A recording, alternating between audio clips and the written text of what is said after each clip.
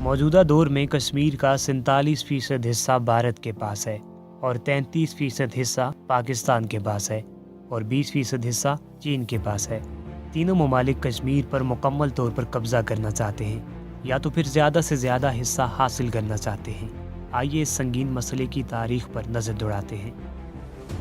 جب متحدہ ہندوستان کو تقسیم کیا گیا تو مسلم اکثریت والے علاقے پاکستان کے ساتھ شامل ہونا تھے، جبکہ ہندو اکثریت والے علاقے بھارت کے ساتھ شامل ہونا تھے۔ تقسیم کے وقت ریاستوں کو یہ آزادی بھی دی گئی کہ وہ جس کسی کے ساتھ بھی الحاق کرنا چاہیں کر سکتی ہیں، اور اکثر ریاستوں نے ایسا کیا، مگر کشمیر کے راجا نے نیوٹرل رہنے کا فیصلہ کیا اور اس نے دونوں ممالک کے ساتھ سٹینڈ سٹل معاہدہ کر لیا۔ کیونکہ کشمیر کی 70% سے زیادہ آبادی مسلمانوں پر مشتمل تھی اور وہ پاکستان کے ساتھ الحاق بھی چاہتی تھی، اس لیے انہیں راجا کا یہ فیصلہ پسند نہ آیا اور انہوں نے راجا کے خلاف بغاوت کر دی۔ جب حالات راجا کے کنٹرول سے باہر ہوئے تو راجا نے ہندوستان سے فوجی مدد مانگ لی، جس کے بدلے میں ہندوستان نے کشمیر کا الحاق ہندوستان سے کرنے کی شرط رکھی۔ راجا اس وقت شدید دباؤ میں تھا، وہ ہندوستان کی بات مان گیا اور اس نے معاہدے پر دستخط کر دیے اور خود دہلی جا کر قیام کر لیا۔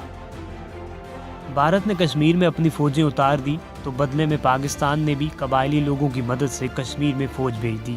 یوں پاکستان اور بھارت کے درمیان مسئلہ کشمیر کو لے کر پہلی جنگ کا آغاز ہوا۔ 1949 میں اقوام متحدہ کی سلامتی کونسل نے دونوں ممالک کے درمیان سیز فائر معاہدہ طے کرا دیا اور کشمیر کو 700 کلومیٹر ایک طویل لائن کے ذریعے 2 حصوں میں تقسیم کر دیا۔ یہ لائن آف کنٹرول کہلاتی ہے۔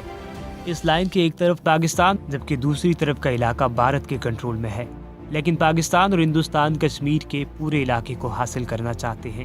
پاکستان کا موقف یہ ہے کہ کشمیر کی زیادہ آبادی مسلم ہے اور پاکستان کے ساتھ الحاق بھی چاہتی ہے، اس لیے پورا کشمیر پاکستان کے ساتھ شامل ہونا چاہیے۔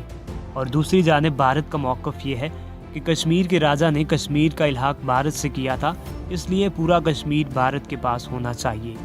اسی مسئلے کو لے کر دونوں ممالک 1965 میں ایک بار پھر میدان جنگ میں آمنے سامنے آئے، جس کی وجہ سے ہزاروں متاثر ہوئے، لیکن یہ لائن وہیں کی وہیں رہی۔ 1987 میں کشمیر میں الیکشن ہوئے جس میں بھارت کی حمایت یافتہ پارٹی کو جتوا دیا گیا، مگر کشمیریوں کو یہ بات پسند نہ آئی اور وہ سڑکوں پر نکل آئے، جس کے رد عمل میں بھارت نے کھل کر طاقت کا استعمال کیا، جس کے نتیجے میں ہزاروں ہلاک اور زخمی ہوئے۔ علیحدگی پسندوں نے کشمیر میں مسلح تنظیمیں بنائی اور بھارت کی بربریت کے خلاف جہاد شروع کر دیا۔ پاکستان نے اس موقع سے فائدہ اٹھاتے ہوئے ان تنظیموں کی مدد کی جس سے کشمیر میں وائلنس کو ہوا ملی۔ انڈیا نے اس کا جواب کشمیر میں فوج بڑھا کر دیا۔ انڈیا نے 5 لاکھ سے زائد فوج کشمیر میں اتار دی۔ انہوں نے کشمیری مظاہرین پر کریک ڈاؤن کا آغاز کیا۔ اس کریک ڈاؤن میں ہزاروں کشمیریوں کو شہید کیا گیا۔ 1998 میں دونوں ممالک نے بڑے پیمانے پر نیوکلیئر ہتھیار ٹیسٹ کیے اور 1999 میں دونوں ممالک ایک بار پھر جنگ میں کود گئے، مگر لائن آف کنٹرول وہیں کی وہیں رہی۔ علیحدگی پسند کشمیریوں نے کشمیر اور کشمیر سے باہر اپنی مسلح جدوجہد جاری رکھی۔ 2001 میں لشکر طیبہ نے دہلی میں انڈین پارلیمنٹ پر حملہ کیا، جس کے نتیجے میں 40 لوگ ہلاک ہوئے۔ 2008 میں اسی تنظیم نے ممبئی پر حملہ کیا، جس میں 147 لوگ ہلاک ہوئے اور 300 تک زخمی ہوئے، لیکن اس دوران انڈیا بھی کشمیر میں ظلم و ستم کی نئی داستانیں رقم کر رہا تھا۔ انڈیا نے کشمیر میں عام شہریوں پر پیلٹ گن کا استعمال شروع کر دیا، جس کے نتیجے میں لاکھوں کشمیری زخمی ہوئے اور ساتھ ساتھ اپنی بہنائی سے بھی محروم ہوئے۔ اور پھر 2019 میں ایک کشمیری نوجوان عدیل احمد ڈار نے بھارتی کانوائے پر حملہ کیا، جس کے نتیجے میں 40 سے زائد اہلکار ہلاک ہوئے۔ عدیل کے والدین کے مطابق 2016 میں بھارتی پولیس نے عدیل کو سڑک پر روکا تھا اور ان سے کہا تھا کہ ناک سے سڑک پر لکیر بناؤ۔ پھر اسی سال احتجاج کے دوران پولیس کی ایک گولی ان کی ٹانگ میں لگی۔ اگلے سال عدیل نے گھر چھوڑ کر جیش محمد جوائن کر لی اور پھر 2019 میں بھارتی کانوائے پر حملہ کیا۔ اب انڈیا نے کشمیر میں مزید فوج بھیج دی ہے تاکہ کشمیریوں کی مزاحمت روکی جا سکے۔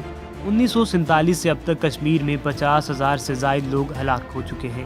اس تعداد میں وہ ہزاروں لوگ شامل نہیں جنہیں غائب کر کے مارا گیا، لیکن ہیومن رائٹس آرگنائزیشن کے مطابق یہ تعداد صحیح نہیں ہے، بلکہ ہلاکتوں کی اصل تعداد اس سے بھی دگنی ہے۔ اس کے علاوہ لاکھوں لوگ زخمی بھی کیے گئے۔ 13 اگست 1948 کی قرارداد میں طے پایا تھا کہ کشمیری ریفرینڈم کے ذریعے فیصلہ کریں کہ وہ پاکستان کے ساتھ رہنا چاہتے ہیں یا بھارت کے ساتھ۔ مگر جنگ ختم ہوتے ہی بھارت ریفرینڈم سے مکر گیا اور آج تک انکاری ہے۔ وہ دن اور آج کا دن کشمیری بھارتی جبر کے تحت زندگی گزارنے پر مجبور ہیں، حالانکہ ان کے دل پاکستان کے ساتھ دھڑکتے ہیں۔ اگر آپ کو ہماری آج کی یہ کاوش پسند آئی ہے تو ویڈیو کو لائک کریں اور اس کے ساتھ ہی ہمیں دیجیے اجازت۔ اللہ نگہبان۔ کشمیر تیرا حسن ہوا درد کی تصویر، آنسو ہے تیری آنکھ میں پیروں میں زنجیر۔ وہ کہتے ہیں آزادی کو ایک خواب ہی سمجھو، ہم کہتے ہیں ہر خواب کی ایک ہوتی ہے تعبیر۔ کشمیر کشمیر میرے کشمیر۔